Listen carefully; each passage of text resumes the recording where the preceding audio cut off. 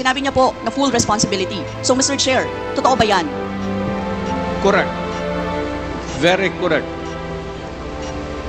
Since I was a president, and there was this, until now, serious problem of drugs, I had to issue or make a policy statement about drugs.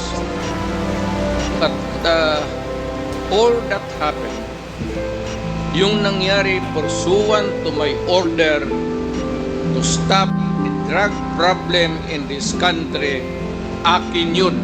Ako ang nagbigay ng order kasi ginawa nila illegal or legal, akin yun. I take full responsibility for it. Ang war on drugs ay talagang utos nyo. Diba?